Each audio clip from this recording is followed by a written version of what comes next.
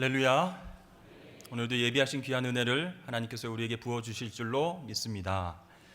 우리는 새해 첫날 하나님께 예배드리면서 성령 하나님께서 우리의 영과 우리의 가정과 우리 일터를 새롭게 하시기를 기대하며 나아갔습니다.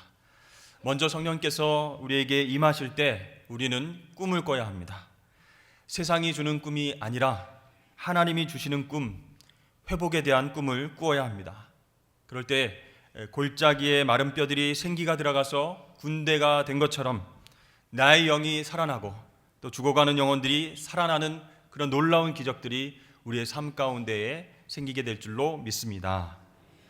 이제 두 번째로 우리는 다시 기도해야 합니다. 우리 성령 하나님은요, 우리에게 은혜를 부어주시고 또 기도를 부어주시는 분이십니다. 우리가 은혜를 체험하고 나면 간구하고 싶어요. 기도하고 싶은 마음이 생기는 것입니다. 하나님 앞에 나아가서 정말 열정적으로 또 간절한 마음으로 기도하고 싶은 그런 어떤 끝없는 영적인 목마름이 성령을 통해서 우리에게 물 붓듯이 부어진다는 것입니다. 여러분 수영 잘 하십니까? 수영의 기본은요, 물과 싸우는 것이 결코 아닙니다. 물의 힘을 이용하는 것이 수영의 기본입니다. 마찬가지로 기도의 기본도 하나님과 싸우는 것이 아니라 성령의 힘에 의지하는 것입니다. 여러분 같은 파도가 와도요, 어떤 사람은 그 파도에 휩쓸려 가기도 하고요, 또 어떤 사람은 그 파도를 타고 서핑을 할 수가 있습니다. 이 기도의 사람은 마치 성령의 파도를 타고 그 힘을 의지하면서 세상의 높은 파도에 있어요. 그 속에서도 승리하는 하나님의 자녀들인 줄로 믿습니다. 그래서 세상을 바꾸는 것은요, 똑똑한 사람들, 말 많은 사람들, 돈 많이 있는 사람들, 그런 사람들이 아니라 바로 기도하는 사람들입니다.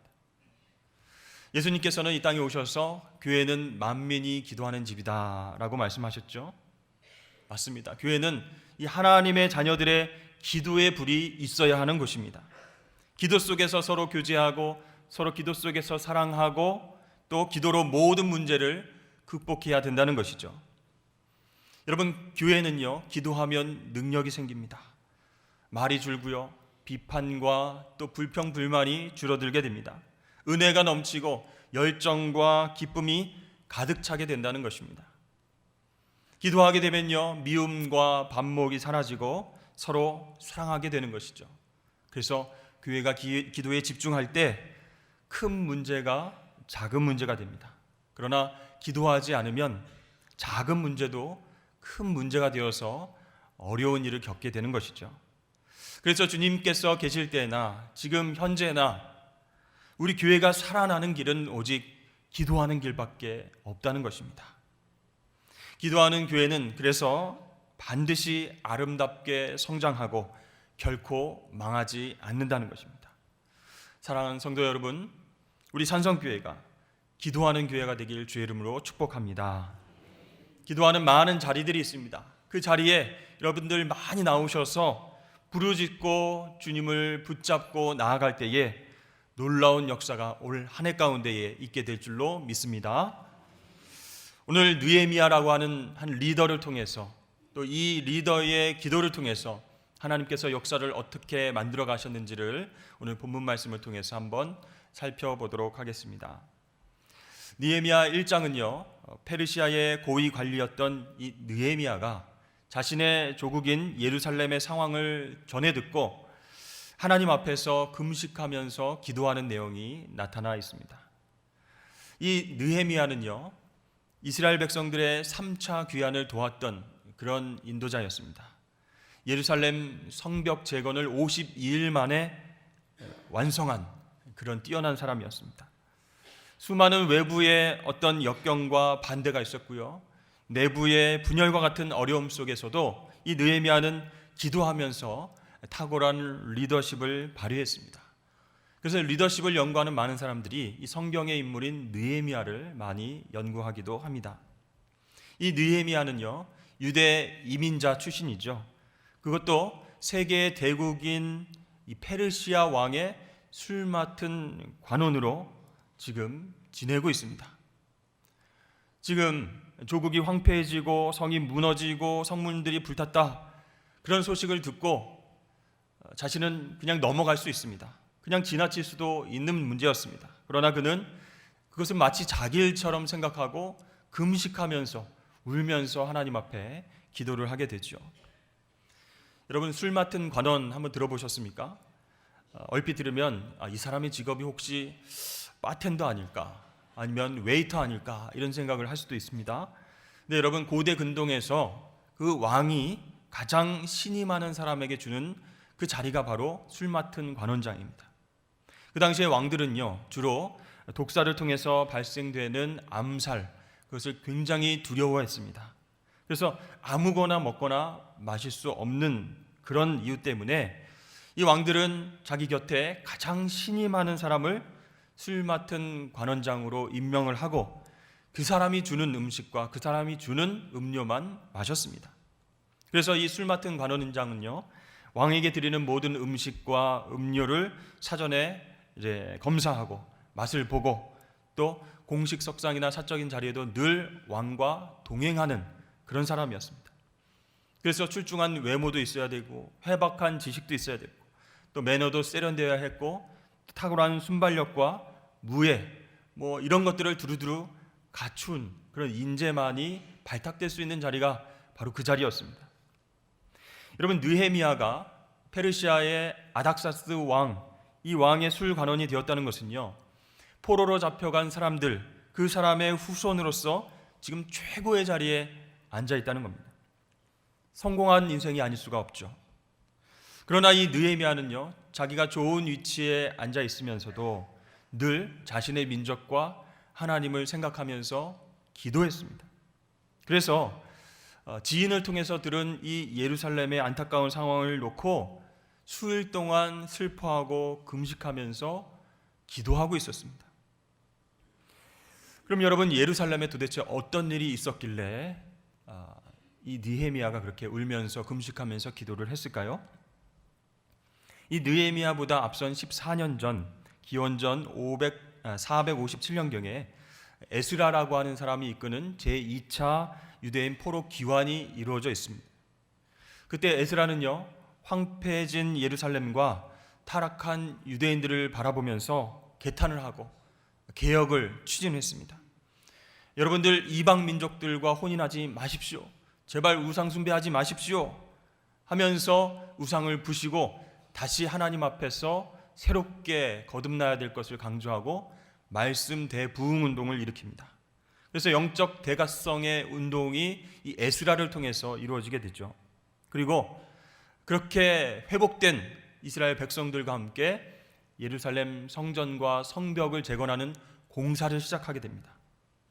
그런데요, 이러한 일들을 옆에서 바라보던 이방 민족들, 또 사마리아 사람들이 긴장하고 있습니다.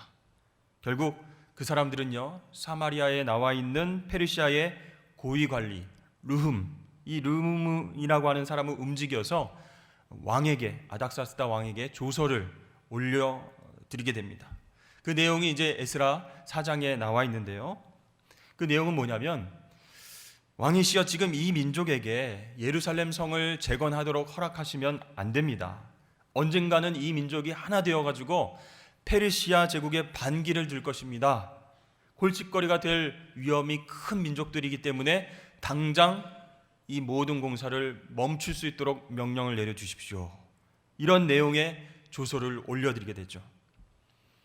이러한 상소를 받은 아닥사스다 왕은 이 예루살렘을 가만히 생각해 보니까 전략적인 요충지이거든요. 이곳에서 조금이라도 또 반역의 불씨를 남기면 안 되겠다, 이렇게 판단을 해서 성 재건과 성벽 재건을 중단시킵니다. 그렇게 왕의 허락이 떨어지니까 예루살렘의 대적들은 때는 이때다 하면서 예루살렘을 올라가서 성벽을 회파하고 지금 건축하고 있는 성벽들을 무너뜨리고 불태우고 성문을 무너뜨리고 불태우고 강제로 재건 공사를 중단시켰습니다. 느헤미야가 바로 이러한 내용들을 들은 거예요. 자, 그런데요, 문제가 있습니다. 그 성벽 공사를 중단시켜라 라고 명령을 했던 왕, 그 아닥사스다 왕에게 이 느헤미야가 다시 그 공사를 하고 싶습니다라고 얘기를 해야 되는 그런 어려운 상황이라는 것입니다. 어떻게 이 일을 얘기를 할 수 있겠습니까? 이렇게 이러지도 못하고 저러지도 못하는 불가능한 상황 가운데 느헤미야는 기도하게 됩니다. 오늘 2장 1절 말씀에 보면 니산월 그때가 나와 있죠. 3월 4월이름. 그런데 소식을 들었던 때가 1장 1절에 보면 기슬루월 하고 나와 있습니다. 11월 12월입니다. 그러니까 소식을 들었을 때부터 지금 이 순간까지 약 4개월 동안 하나님 앞에 금식하면서 울면서 이 문제를 놓고 기도했다는 것입니다. 여러분, 인간은요, 아무리 강하게 도전받고 은혜 받아도요, 그 마음을 계속 유지하기가 참 어렵습니다. 왜냐하면 기다림에 직면하게 되면요, 거기에 무너지기 때문입니다. 기다리다가 잃어버리거나 잃어버리지 않기 위해서 서두르다가 이를 망치거나 둘 중에 하나라는 겁니다. 이러한 모든 가정들은요, 우리가 스스로의 힘으로 해결하려고 하는 그런 마음 때문에 생기게 되는 것이죠. 하지만 이 마음을 잃지 않고 서두르지 않게 되는 비밀은 바로 기도하면서 기다리는 것입니다. 느헤미야는 4개월 동안 기도하면서 하나님의 타이밍을 기다렸습니다. 그 결과로 하나님께서 온전히 역사하시는 것을 경험할 수가 있었습니다. 여러분, 우리 하나님의 사람들은요, 우리 그리스도인들의 리더십은요, 기다릴 줄 아는 능력을 반드시 요구합니다. 하나님은 위대한 일을 하시기 전에 항상 쉼표를 찍으십니다. 그 시간은 우리가 허비하는 시간이 결코 아닙니다. 우리가 하나님께 오히려 투자하는 시간입니다. 그 시간 동안 전능하신 우리 하나님께서 우리와 우리의 주변의 모든 환경들을 준비하시기 때문입니다. 그런데요, 우리 성질 급한 우리 한국 사람들은 하나님 앞에 기도하면서도 인내를 달라고 기도하면서도 이렇게 기도를 합니다. 하나님, 제게 인내를 주십시오. 지금 당장 주십시오. 이렇게 성질이 급해서 기도를 한다고 합니다. 근데 느헤미야는 4개월 동안 깊이 기도하면서 하나님의 때를 기다렸죠. 이제 드디어 때가 왔습니다. 이 왕과 왕후와 함께 느헤미야가 식사 자리에 초대를 받은 것입니다. 공식 석상에서 왕이 자신이 내린 결정이나 명령은 번복할 수 없지만 이 비공식적인 사적인 자리에서는 그만큼 부담이 없는 그런 자리였습니다. 그 자리에서 초대받은 이 느헤미야는 의도하지는 않았지만 얼굴빛이 좋지가 않았습니다. 왕이 먼저 느헤미야의 안색을 살핀 후에 그렇게 말합니다. 내 마음에 무슨 근심이 있느냐? 느헤미야가 그 왕의 이야기를 듣고 깜짝 놀랍니다. 내가 크게 두려워하여 이렇게 벌벌 떨죠. 왜 그렇습니까? 당시 페르시아 왕궁의 관습을 살펴보면요, 왕의 신하는 아무리 힘들고 슬픈 일이 있어도 왕 앞에서 그런 티를 내면 안 된다는 거예요. 괜히 기분 나쁜 표정이나 또 근심 어린 얼굴을 왕 앞에 보이게 되면 당장에 목이 달아날 수도 있는 그런 상황입니다. 그 사실을 잘 아는 느헤미야가 일부러 그렇게 하지는 않았지만 4개월 동안 금식하면서 기도하다 보니 자신도 모르게 얼굴에 금신빛이 나타났던 것 같습니다. 그런데 다른 신하 같으면 목이 당장 달아날 수 있는 상황인데 무슨 고민거리가 있느냐라고 물어보는 왕의 태도로 보면 이 느헤미야가 평소에 왕에게 얼마나 신임을 받고 있었는가, 그것을 우리가 알 수가 있죠. 또 1절 하반절에 보면 이전에는 내가 왕 앞에서 근심한 적이 없었더니 라고 얘기합니다. 그러니까 이 느헤미야라고 하는 신하는 왕 앞에서 평소에 늘 밝은 표정으로 또 적극적이고 분명하게 자신의 일들을 잘 처리했던 그런 신하였던 것입니다. 그런데 정말 이상하다 생각할 정도로 얼굴빛이 안 좋으니까 왕이 물어보게 된 것이었죠. 그때 느헤미야는 이것이 바로 하나님께서 주신 타이밍이다, 기회다라고 생각하고 지체하지 않고 왕에게 아주 지혜롭게 자신의 생각을 왕에게 말하고 있습니다. 5절 말씀 보십시오. 나를 유다 땅 나의 조상들이 묘실이 있는 성읍에 보내어 그 성을 건축하게 하옵소서. 여러분, 이것이 하나님께서 나에게 주신 기회라는 것을 어떻게 알 수 있을까요? 평소에 그 문제에 관해서 정말 하나님 앞에 진심 어리게 기도하고 있으면, 즉 영적으로 민감해져 있으면 그 타이밍을 알 수 있다는 거예요. 이렇게 느헤미야가 이때가 하나님의 때다라고 생각을 하고 왕에게 대답하기 전에 어떻게 합니까? 4절 말씀해 보면 내가 곧 하늘의 하나님께 묵도하고 라고 얘기합니다. 이런 비상기도를 이제 화살기도라고 합니다. 느헤미야는요, 평소 기도하던 사람이었기 때문에 왕 앞에 대답하기 직전 이 짧은 시간에 하나님 앞에 영감을 구했던 것입니다. 그리고 나서 아주 지혜롭게 이렇게 대답하죠. 왕이시여, 황폐한 예루살렘 성벽을 다시 건축하게 해 주시옵소서. 이렇게 얘기하지 않았습니다. 그렇게 얘기하면 큰일 나죠. 왜냐하면 굉장히 정치적으로 민감한 사안이기 때문입니다. 예루살렘이라는 단어가 들어가면 안 되는 거예요. 그래서 그것을 직접 언급하지 않고 어떻게 말했습니까? 나의 조상들이 묘실이 있는 성읍, 그렇게 표현을 했습니다. 사실은 여러분, 당시 이 중동 사람들도요, 유대인들처럼 조상의 무덤을 굉장히 소중하게 생각했습니다. 이것은요, 하나님께서 느헤미야에게 아주 순식간에 주신 지혜, 즉 재치였기 때문에 가능한 대답이었습니다. 왕이시여, 예루살렘에 돌아가게 해주십시오. 성벽을 다시 건축해야 되겠습니다. 이랬다가는 왕이 오히려 화를 내고 근심할 수도 있는 것이죠. 여러분, 우리는 얼마나 많은 경우에 올바른 얘기를 잘못된 방법으로 얘기해서 상대방에게 상처를 주고 또 이를 그르치게 됩니까? 느헤미야의 이러한 대답은요, 왕의 마음을 움직였습니다.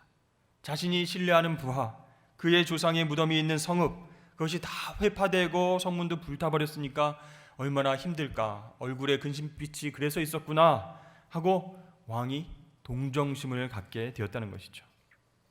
사실 여러분, 예루살렘 성벽 재건 공사를 멈춰라 라고 지시했던 그 왕에게 느헤미야가 이런 민감한 사안을 들고 부탁을 한다는 것은 상식적으로 있을 수 없는 일입니다. 그러나 느헤미야는 기도했고 하나님이 지혜를 주셨고 똑같은 얘기라도 왕의 입장을 생각해서 부드럽고 겸손한 표현으로 진실하게 부탁했기 때문에 왕이 들었던 것입니다. 5절 말씀 보십시오. 왕이 만일 좋게 여기시고 종이 왕의 목전에서 은혜를 입었사오면, 이렇게 말합니다. 이것은 단지 아부하는 얘기가 아닙니다. 정말 겸손하고 지혜롭게 또 왕에게 이야기를 하는 것이죠.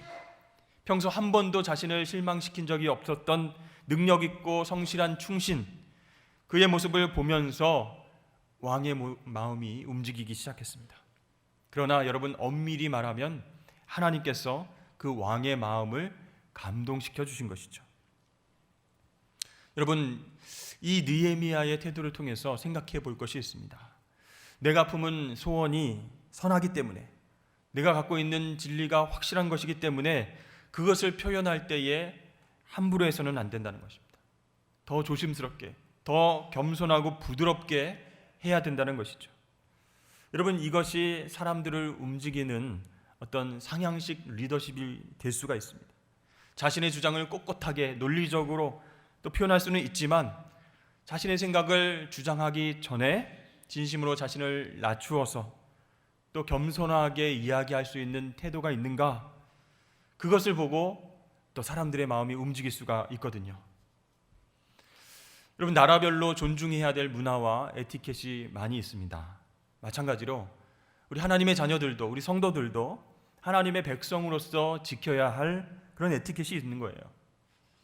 사도 바울이 교회들에게 보낸 서신서를 보면 대부분 이렇게 표현들을 많이 합니다. 서로 사랑하라, 또 서로 배려하라, 친절히 여기고 불쌍히 여기라, 오래 참고 자기보다 남을 낮게 여기라, 비판하지 말라. 이렇게 성도들의 어떤 에티켓에 대한 그런 이야기들을 많이 하고 있습니다.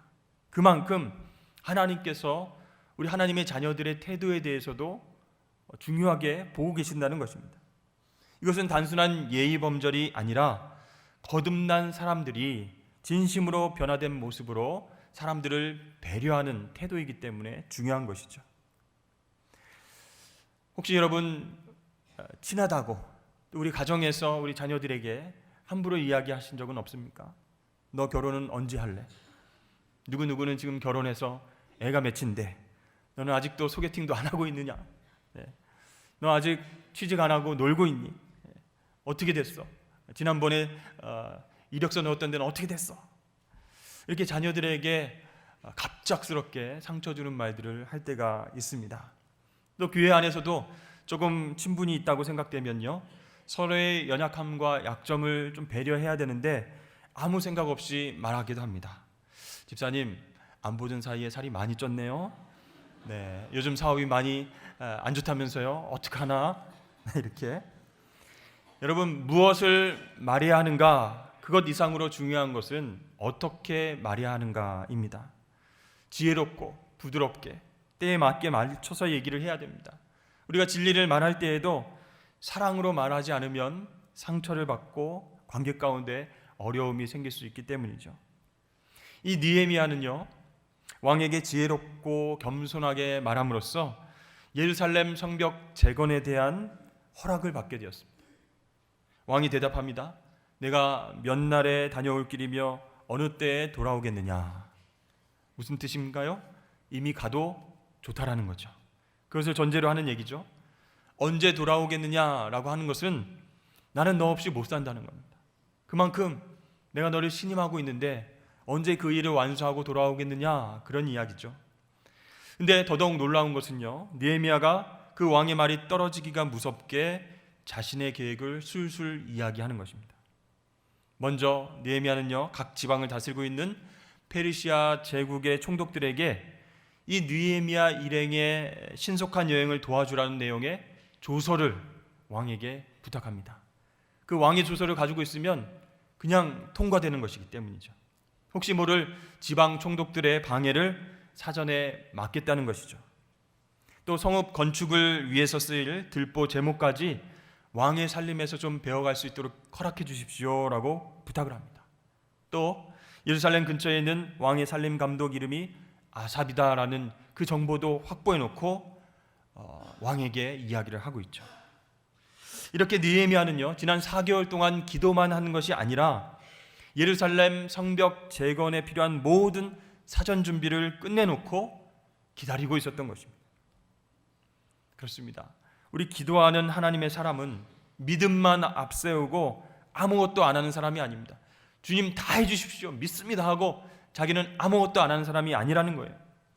이 믿음의 기도는요, 응답을 전제하고 그 다음 단계를 준비하는 것입니다. 그래서 주님 나에게 기회를 주시옵소서 라고 기도하다가 막상 기회가 주어지면 우물쭈물하고 또 허둥대는 사람이 얼마나 많이 있습니까? 그런데 느헤미야는요, 예루살렘에 가면 얼마 동안 묵고 또 어떻게 귀환을 하고 또 재료는 건축에 필요한 것들은 어떻게 조달을 하고 문제점은 무엇이 있을까 미리 파악을 하고 거기에 대한 도움을 아주 구체적으로 생각했다가 왕에게 부탁을 하고 있습니다. 이 얘기를 들은 왕은요, 그 요구를 다 흔쾌히 들어주었을 뿐만 아니라 부탁하지도 않았던 군대 장관과 마병도 준비시켜주겠다라고 약속을 합니다. 여러분, 왕의 호위병을 붙여주겠다는 것은요, 페르시아 왕의 절대 권위를 입혀주겠다는 것입니다. 누구도 못 건드린다는 것입니다. 느헤미야는 전혀 생각지도 못한 그런 놀라운 은혜를 입게 되었던 것입니다. 그리고 그 모든 것들이 하나님의 놀라운 도우심 가운데 이루어진 일을 깨닫게 되었습니다. 우리 8절 하반절 말씀 보십시오. 내 하나님의 선한 손이 나를 도우심으로 왕이 허락하고 그랬습니다. 내가 지혜롭게 얘기해서 그렇게 허락받았다, 그게 아니라 하나님의 선한 손이 나를 도왔기 때문에 왕이 허락했다. 그렇습니다. 기도하는 사람은 운이 좋아서 누구 때문에 그렇게 생각하지 않습니다. 모든 것을 아시고 선하게 역사하시는 그 하나님을 인정하며 나아가게 되는 것이죠. 이 느헤미야는요, 불가능한 상황에서 이렇게 왕의 허락을 받아냈습니다. 단지 가는 길만을 허락해 준 것이 아니라 통행증, 또 건축에 필요한 목재, 또 예루살렘에 가서 또 해야 되는 모든 조치들, 그것을 왕으로부터 받아냈죠. 이 모든 것들이 바로 선하신 하나님의 도우심 때문이었다. 그렇습니다. 우리에게도 하나님의 선한 손의 역사가 필요한 줄로 믿습니다.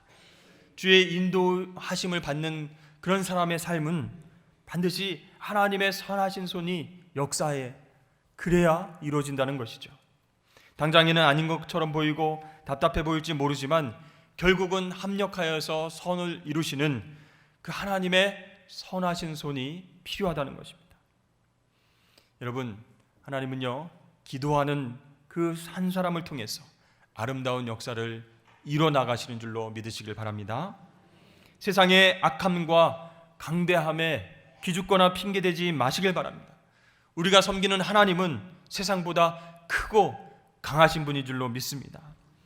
문제는 세상이 얼마나 강하냐, 얼마나 악하냐가 아니라 저와 여러분이 섬기는 하나님이 얼마나 크냐, 그것을 믿는 믿음이, 그게 중요한 거예요. 우리가 선한 동기를 품고 또 하나님이 문제보다 크시다라는 그 믿음으로 기도하면 하나님께서 기회를 주십니다. 그리고 하나님이 그 기회를 주실 때에 언제라도 액션을 취할 수 있도록 준비하실 수 있기를 바랍니다. 그러면 하나님이 움직이셔서 나의 길을 형통하게 인도해 주십니다. 우리 10절 말씀을 보면요, 대적자들이 긴장하면서 이야기를 하죠. 우리 함께 읽어볼까요? 시작. 호론 사람 산발락과 종이었던 암몬 사람 도비아가 이스라엘 자손을 흥황하게 하려는 사람이 왔다 함을 듣고 심히 근심하더라. 세상 사람들은요, 하나님의 사람이 왔다는 것을 보고 두려워하면서 근심하게 되어 있습니다. 하나님의 백성들을 비웃고 방해했던 그 사람들이 지금 느헤미야 일행이 어떻게 도착하고 있어요? 페르시아 왕의 친위대와 함께 도착을 하고 있습니다. 막 두려워하면서 떨고 있습니다. 그들은요, 이런 생각을 한 번도 못 해봤을 겁니다. 페르시아 왕의 측근 중에 유대인이 있으리라고는 생각도 못했다는 것입니다.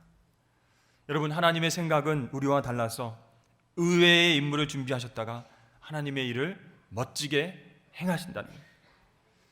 여러분, 페르시아 수상군과 예루살렘, 거기에 거리가요 1000km나 떨어진 곳입니다. 그 먼 곳에서 정말 비전을 품고 4개월 동안 기다리면서 기도했던 그 느헤미야를 통해서 하나님께서 일하기 시작하시는 거예요. 사실 우리는요, 빨리 응답해달라고 재촉하며 기도합니다. 그러나 하나님은 우리의 성급함 때문에 흔들리지 않으십니다. 그냥 조용히 하나님의 페이스대로 밀고 나가십니다. 여러분, 밥이 다 안 됐는데 밥솥을 열면은 어떻게 되죠? 설익은 밥을 우리가 먹게 됩니다. 그래서 어머니들은요, 아이들이 밥 좀 줘, 배고파 이렇게 조를 때에도 칭얼대더라도 밥이 다 될 때까지 밥솥을 열지 않습니다. 여러분, 우리가 기도하다가 때로는 시간이 지나고 내가 영적으로 성숙해져야 하나님의 깊은 뜻을 알게 되는 그러한 응답들도 많이 있습니다. 그러므로 우린 기다리면서 기도하는 것이 중요하다는 것이에요. 내 뜻과 다르게 응답을 받았어도 나중에는 그것이 훨씬 나에게 좋은 것이었음을 나중에는 깨닫게 되기 때문입니다. 결국 기도는 내가 하나님을 설득하는 것이 아니라 하나님께 내가 설득당하는 것입니다. 사랑하는 성도 여러분, 성령께서 역사하셔서 우리가 꿈을 꾸게 하십니다. 여러분, 다시 기도하시기를 축복합니다. 다시 기도의 자리로 나아시길 축복합니다. 여러 가지 어려운 환경 속에서도 느헤미야처럼 기다리면서 기도하시기를 바랍니다.